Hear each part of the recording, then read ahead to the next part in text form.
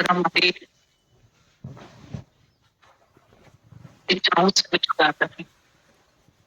तुम्हारा मन अंधे में जन्म गवा दिया, उससे जरूर नहीं छुड़ाता। कामनी कंचन कीर्ति रुकावटें, सबने सुना बहुत शुक्राने हैं गुरु के, फिर इन समझे इन वानियों को और शुक्राने।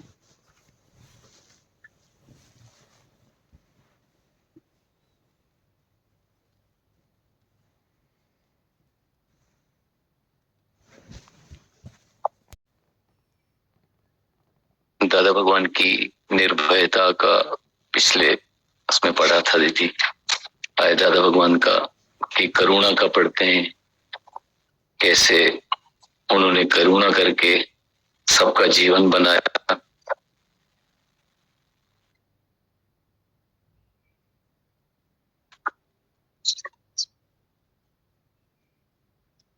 लाली और दादी ज्ञानी दोनों एक संत के पास एक बागीचे में जाते हैं। दादी ज्ञानी का पति जागृता में रहता था। लड़ाई के समय सब रास्ते बंद हो गए थे, इसीलिए वहां से पैसा आना भी बंद हो गया था। दादी को ससुर और बेटी थी, तो सरकार उसको 300 रुपए महीने में देती थी। एक बार उस संत ने कहा कि 100 रुपए लेकर आओ। दादी को लग रहा था कि मैं गरीब हूं, मैं कैसे दे सकती हूँ। वहां लोकूमल जी थे, जिन्होंने दादा से पूछा था कि क्या खबर है, तो दादा भगवान ने उनको कहा था कि सच्ची खबर है, तू भगवान है। तो उसको बड़ी हैरानी हुई थी। फिर तो उसने ही लाली और दादी को दादा भगवान का एड्रेस दिया। दोनों दादा भगवान के पास गए और दोनों वहां जाकर बैठ गई। दादा भगवान उस समय आंख बंद करके शांत बैठे हुए थे। फिर जब लाली को प्यास लगी, वो उठी तो दादा भगवान का ध्यान खुला। पूछा कैसे आए हो, तो दादी ने मजाक में कहा आप मुझे पहचानते हो। तो दादा भगवान ने कहा हाँ पहचानता हूं, तू तो भगवान है, मेरा ही रूप है। बस फिर तो वो दादा भगवान की आंखों में ही देखती रही। लाली ने कहा हमें ज्ञान चाहिए। फिर जब ज्ञान शुरू हुआ तो दोनों को नशा चढ़ गया। लाली पहले ही ब्रह्मचर्य में रहती थी, उसका पति भगत आदमी था।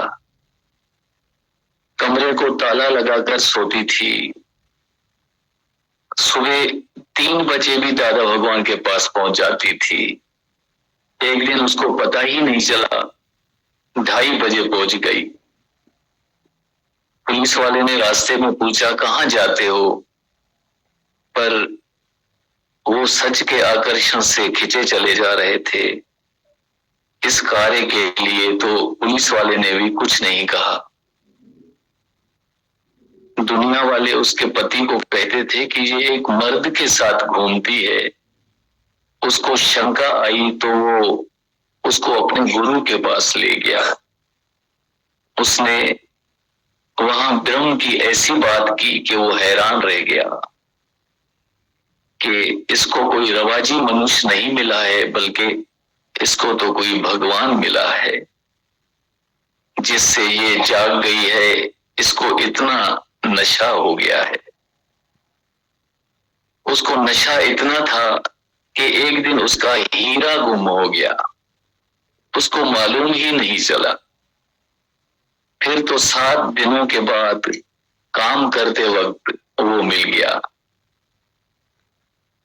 दादा भगवान की ये अलौकिक खुदाई निर्भयता थी, जो स्त्रियों को ज्ञान देने में जरा भी संकोच नहीं हुआ। कोई अपने दिल पर हाथ रखकर देखे तो गृहस्थ में स्त्री धन व्यापार में रहते उसको क्या शक्ति थी जो स्त्री उसको भगवान माने। संत को भगवान मानना आसान है, परंतु साधारण वेश में रहने वाले गृहस्थी पुरुष को अगर भगवान कहें तो कौन विश्वास करेगा। कैसे ज्ञान लगा के अनेकों कष्ट सह के सबको अकेला ज्ञान दिया, एक एक स्त्री का दिल ले लिया। दादा को सारी दुनिया की स्त्रियों के लिए बेपनाह करुणा थी, पर जहां वैराग्य की बात आती थी तो कठोर पत्थर दिल करके अपने सच पर खड़े रहे। कभी कभी भक्त जो उनके शिष्य थे वो कहते थे कि आपको अपनी स्त्री से बात करने में क्या होता है, उसको भी खुश करो। पर दादा कहते थे इस तरह से उसको फिर मोह हो जाएगा, मुझे कुछ नहीं होगा। वो कहते कि आप उनको सिर्फ इतना कहो कि कैसे हो, आधी चपाती खा लो। पर दादा कभी भी पूछते नहीं थे। एक कमरे में रहते हुए भी वो ज्ञान के नशे में इतने मग्न रहते थे कि कोई आकर पूछता था कि रुकी कहाँ गई है तो कहते थे कि मुझे नहीं मालूम। ऐसे थे दादा भगवान। एक दिन दादा भगवान सत्संग सुनाते हुए बोले, मैं सबको अपना आप करके देखता हूं, किसी को भी अज्ञानी करके नहीं देखता हूं। तभी अंदर में हमें शंका आई कि ऐसा कैसे हो सकता है, जब अज्ञानी देखते हैं तभी तो ज्ञान सुनाते हैं। लेकिन शंका में सीधा न पूछकर वशिष्ठ मुनि और रामचंद्र को बीच में लेकर हमने उनसे प्रश्न पूछा कि वशिष्ठ मुनि जब रामचंद्र जी को ज्ञान सुनाते थे तो उसे वो क्या समझते थे। इस सवाल पर दादा भगवान ऐसे हंसने लगे जैसे हमारी चोरी पकड़ ली हो। कहने लगे, ये जो मेरे से पूछ रहे हो तब अज्ञानी देखते हैं तभी तो ज्ञान सुनाते हैं। फिर बड़े प्रेम से बोले, सवाल तो बहुत अच्छा है। अभी देखो, वशिष्ठ मुनि यदि रामचंद्र को अज्ञानी समझता तो कैसे बोलता कि राम तू देह नहीं है, आत्मा है, ब्रह्म है। इसका मतलब राम अपने आप को भूल गया है, वशिष्ठ उसको भगवान करके देखता है। ऐसे ही मैं भी तुमको भगवान करके देखता हूं जैसे मैं हूं। बोलो तू है भगवान, नहीं इसमें कोई शक गुमान। दूसरी बार सत्संग हो रहा था। दादा भगवान बड़े प्रेम से आंखें बंद करके वाणी का रस प्रेमियों को पिला रहे थे तो दो स्त्रियां बीच में आकर बैठ गईं। उन दोनों स्त्रियों ने सफेद कपड़े पहन रखे थे। उसके बाद जब दादा भगवान ने आंखें खोली, जैसे शिव रूप धारण कर लिया हो, खूब जोश की वाणी चली। दादा ने कहा, तुम इधर धक्के खाने क्यों आती हो? सफेद कपड़े पहनकर आती हो, पर मन तो सफेद नहीं हुआ है। तुम हजार दर भटकने वाली, तुम्हारा कहीं पर भी विश्वास नहीं है, फिर क्यों आई हो? तुम्हारा कुत्ते वाला स्वभाव है, भौंकना और नूस नूस करना। करतूत पशु के मानस जात, लोक पचारा करे दिन रात। ऐसे ही बड़े जोश का सत्संग करके दादा भगवान समय से पहले ही उठकर चले गए। हम अंदर में हैरान थे कि ये क्या हो गया। बाद में पता चला कि वो दोनों स्त्रियां ऐसी ही थीं। किचन में नूस नूस करती थीं कि क्या पका है, क्या खाया है, कितने बजे गुरु आया है, फिर बाहर जाकर भौंकती थी। ऐसे थे मेरे दादा भगवान अंतर्यामी घट घट वासी। ऐसे बेपरवाह भगवान के लिए लोग बहुत बात और निंदा करते थे, पर सच्चा गुरु निंदा से नहीं डरता है। सच के सौदागर सच का ही सौदा करते हैं। दादा भगवान कहते थे कि जगत से और सब बातों से निश्चित होकर आकाश की खुली हवा में ज्ञान सुनने से ये ज्ञान तुम्हारे अंदर जाता है, तब जाकर आत्मा का निश्चय होता है। लेकिन हम जो माया में फंसे थे, हम इस बात को नहीं समझते थे कि ऐसे समय और ऐसे वातावरण का इंतजाम कर सकें। तो दादा भगवान खुद मेथेरान हिल स्टेशन वगैरह का बंदोबस्त करके आते थे, और जिसको जैसी जैसी सहूलियत मिलती थी 2-3 दिन वैसे वैसे निश्चित होकर ज्ञान लेते थे। प्रेम, सेवा, नम्रता, गुरु का आदर्श वहां दिखता था, और हम भी अपना जीवन वैसे ही बनाने की कोशिश करते थे। 3 दिन में जैसे 3 वर्ष का अनुभव मिल जाता था। रात दिन ज्ञान यज्ञ चलता था। दादा भगवान गुरु बनकर सेवा नहीं लेते थे, सेवा करते थे। सबके खाने पीने का ख्याल करते थे। रात को भी सबको सुलाकर फिर सोते थे। दरवाजे खिड़की सब देखते थे। भले ही 100 आदमियों का खाना बने तो भी मौन में रहते थे, शांत रहते थे। उठना बैठना सब ज्ञान और शांत में होता था। झूठा आदमी अपने को गिल्टी समझकर अपने आप ही चला जाता था। दादा भगवान ने अच्छाई का चश्मा पहन रखा था। कोई लाल मिट्टी की शिकायत करता था तो दादा कहते थे, इसमें तो बहुत बड़ा गुण है, इससे थकान नहीं होती है। इस पर चलकर आने से तुम सब लाल लाल लगते हो। फिर बोलते थे कि लाली मेरे लाल की जित देखूं तित लाल। मेथेरान में सुबह शाम सब वॉक पर जाते थे। रास्ते में चलते चलते प्रेमी थक जाते तो दादा कहते कि 5 मिनट इस मिट्टी के ऊपर बैठो, सब थकान उतर जाएगी। दादा भगवान ने कभी आलस्य नहीं किया, हमेशा ही उमंग और उत्साह में रहते। दादा भगवान के पास कोई किसी सत्संगी की शिकायत करता तो दादा किसी का पक्ष लेकर उसको शांत नहीं करते थे, ये जानते हुए भी कि ये शिकायत गलत है। वो भी कहते कि ये अपनी समझ से ठीक हो जाएगा, परंतु ज्ञान में ऐसी वाणी चलाते जैसे उनको अनुभव मिल जाए कि राइट क्या है और रॉन्ग क्या है और कौन कितना गलत है। ऐसे ऐसे ज्ञान से श्रद्धा की आंख मिलती थी। दादा भगवान जोरी से श्रद्धा नहीं रखवाते थे।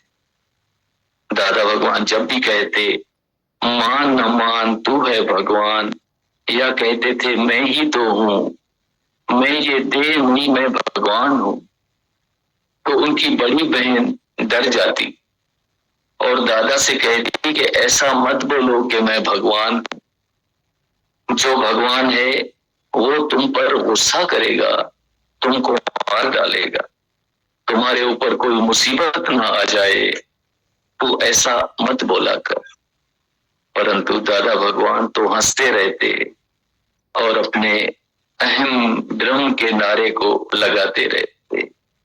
वो बहन भी मर गई और वो लोग भी मर गए जो दादा भगवान को डराते थे या मजाक उड़ाते थे, वो सब बड़े बूढ़े मर गए। पर दादा भगवान वर्षों तक ज्ञान यज्ञ चलाते रहे और आज भी वो अजर है, वो अमर है।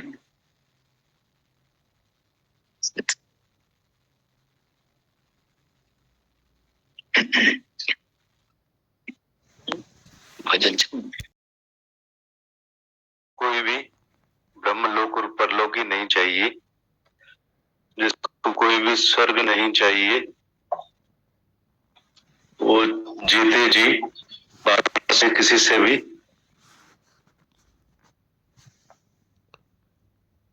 किसी में से सुख ले सकेगा क्या? वो इंद्रियों के सुख में फंस जाए सकेगा क्या? जिसको इधर इंद्रियों का सुख चाहिए, गीता भगवान वाणी में बता रहे हैं वैराग्य का सच्चा अर्थ, कोई भी ब्रह्म लोक और परलोक ही नहीं चाहिए, जिसको कोई भी वो जीते जी बाहर से किसी में से भी सुख ले सकेगा क्या? क्या वो इंद्रियों के सुख में फंस सकेगा? जिसको इधर इंद्रियों का सुख चाहिए, जिसको स्वर्ग चाहिए, तो वो दूसरे जन्म में भी जाएगा। और जिसको इधर ही सब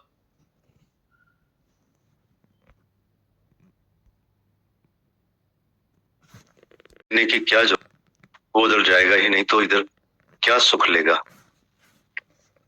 राग और मोह की दलदल से तुम ऊपर चढ़ो, तब सुना हुआ सुन या नहीं सुना हुआ तुम्हारे लिए कुछ रहेगा ही नहीं। जो सुख सुने हैं ना अमेरिका में, ऐसा दूसरे जन्म में बहुत मजा लेंगे, अभी दान करेंगे तो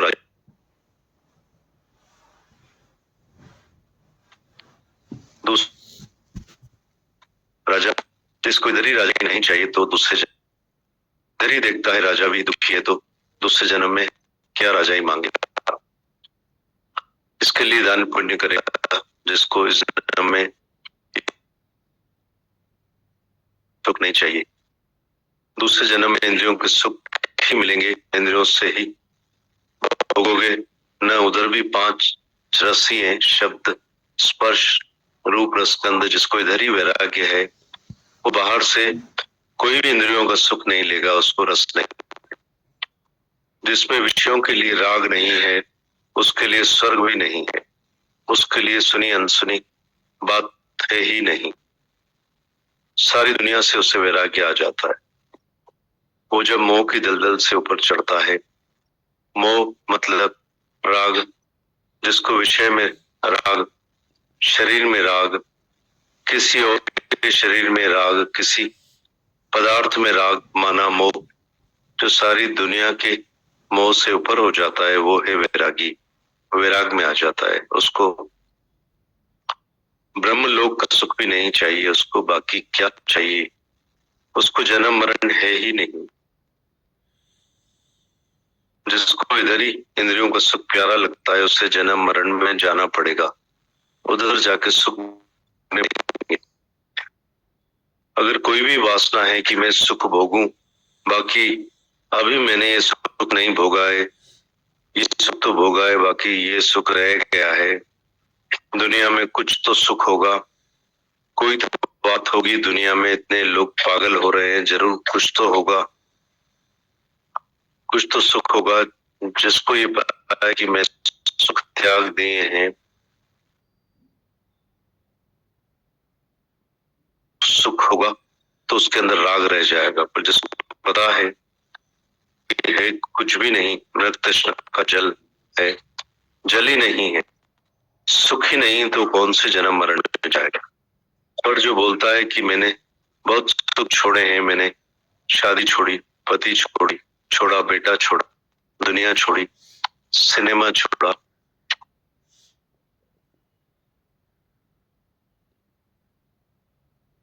मांस मछली छोड़ी, याद है मतलब ये कुछ छोड़ा है, पर जिस है ही नहीं, तो फिर छोड़ा कुछ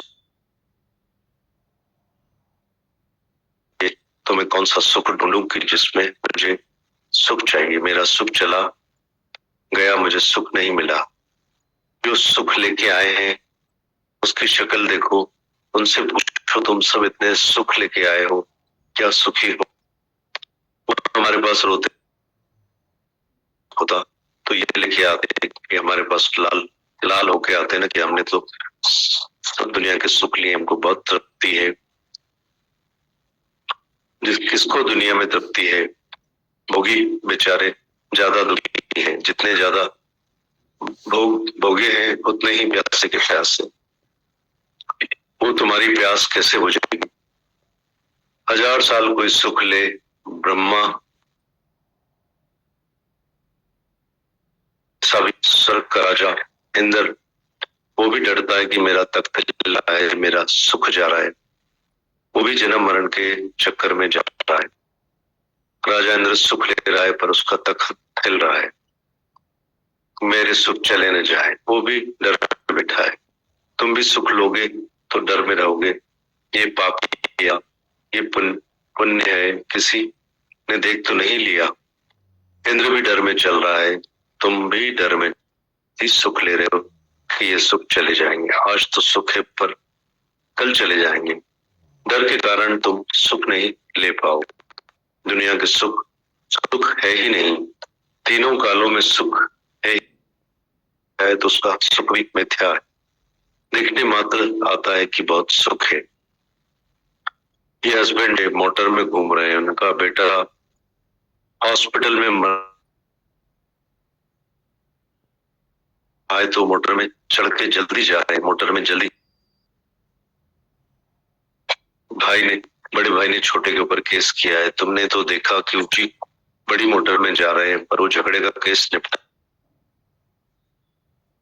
हॉस्पिटल में जा रहे हैं, तुमने सुना मोटर में जा रहे हैं। सब सुख बाहर से देखने के देखिए कि जैसे जल्दी हॉस्पिटल में पहुंचे, देर नहीं हो जाए, जल्दी कोर्ट में पहुंचे, देर न हो जाए, वकील के पास जल्दी पहुंचना है इसलिए मोटर रखी है। तुमने देखा बहुत मजे ले रहे हैं मोटर में, बेचारे चिंताएं लेकर जा रहे हैं, गार पर हाथ रख के मोटर में जा रहे हैं, सोच रहे हैं क्या होगा, कैसे होगा। तुम पैदल चल रहे हो तो ध्यान से तो चलोगे ना कि कोई कुत्ता ना आ जाए रास्ते में। तुम संभाल के चल रहे हो। वो सब कौन सा सुख है जो तुमने छोड़ा है, जो तुमने नहीं भोगा है, जो तुमको बाकी भोगना है, बाकी बचेगा ही नहीं।